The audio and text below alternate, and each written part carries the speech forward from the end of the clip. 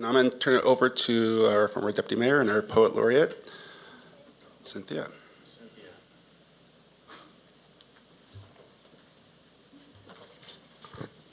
So before I give Scott my gift, well, actually 2 gifts, and have him open it and read my poem, I just want to say a few words. I was on council and retired the end of December of last year, and it's been alluded to, he would meet with us one-on-one periodically, well, pretty consistently.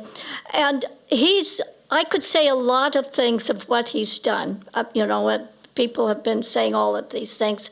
But one of the things I noticed when I had my one-on-one, he had the presence to know when to laugh at my funny comments. And I truly thought that was great. Either that, or he had the same weird sense of humor as I did and laughed. So also when I often met with him, it was 4 o'clock, and we had to go through our stuff fairly quickly because often he would say, I have to leave for a baseball game. I can't afford to miss it, because he cared that much about his family. And I really treasured that idea that he had his family also, even though he would stay so late, he truly cared about his family.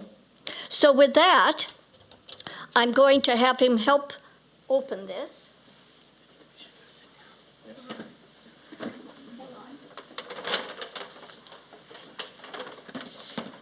And yes, the package is tacky, but the gifts aren't. So open that up.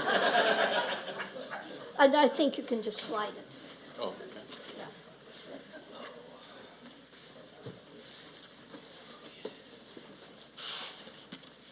And you'll have to somehow pop that. I was prepared. I didn't tell him to bring a knife.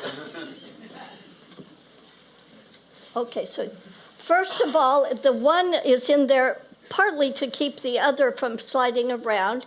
There's a note inside. It says, Shipwrecks of the Pacific Northwest. Open it up. Is it an inspiration?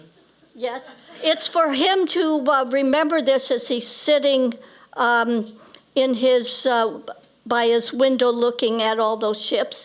They do sometimes have shipwrecks. So there's that. I just wanted to give him some good Christmas stories. And then there's this.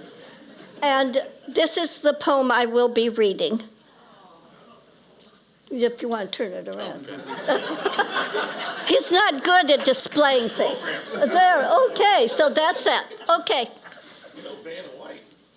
After we have said goodbye to Scott Spence, as you drive away, notice the rain on the car glass, how it schools near the edge of your vision. Notice the cedars, their branches heavy as a gill net, glistening with their catch, how they dip toward your car as it eases by. If these trees were fishermen pulling hard against their boughs, the net made of needles, lying taut, then slack when the fish yanks loose, they'd say the best ones get away.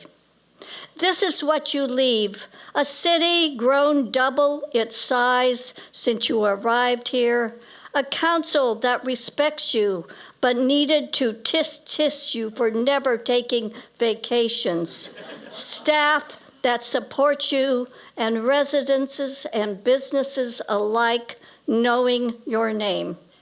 It's not all dampness and drips, all musky evergreens.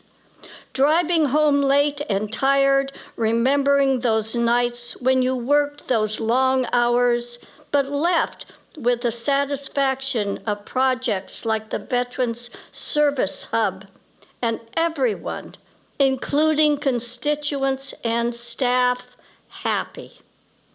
Aptly, the next morning sun rises and raindrops let go from branches as they shake free of a limb. Your car now points south to new adventures, to fishing boats offshore, charters waiting for you to try your hand at reeling in Chinook, the foghorn signaling anglers home. It's the Coast Guard in the bay, passing by a dew-damp window as you drink wine with family and new friends. When you become settled in Astoria, order salmon, burn evergreen candles, look out that window and listen for seagulls. Think about the history of this oceanside city, the Astoria column, the hilltop monument looming above you with murals and bird's eye views. During your spare time as manager, search for Austrian glass beads and falconry bells once traded with Native Americans. But you must look also for that map with the Goonies as your guide. Of course, by now you know that Astoria is the oldest city in Oregon, established in 1811, named after John Jacob Astor, whose fur trading company founded Fort Astoria. Still, Astoria almost burned down because of the timber piers that comprised most of your future city, including under sidewalks. Spend time in the Columbia River Maritime Museum to see how the past revived itself to what is now the present. So I will end these words knowing Astoria, under your new leadership, will be wiser, but will still make you smile at the idiosyncrasies of this area. And just so you know, we all are crossing our fingers that someone will cast you in one of their movie remakes of Teenage Mutant Ninja Turtles 4 as a replacement for Corey Feldman as Donatello. Because we all know Donatello is the smartest and usually gentlest of these turtles. We will all be watching and laughing, but also remembering your 23 years, because yes, we will miss you. Thank you.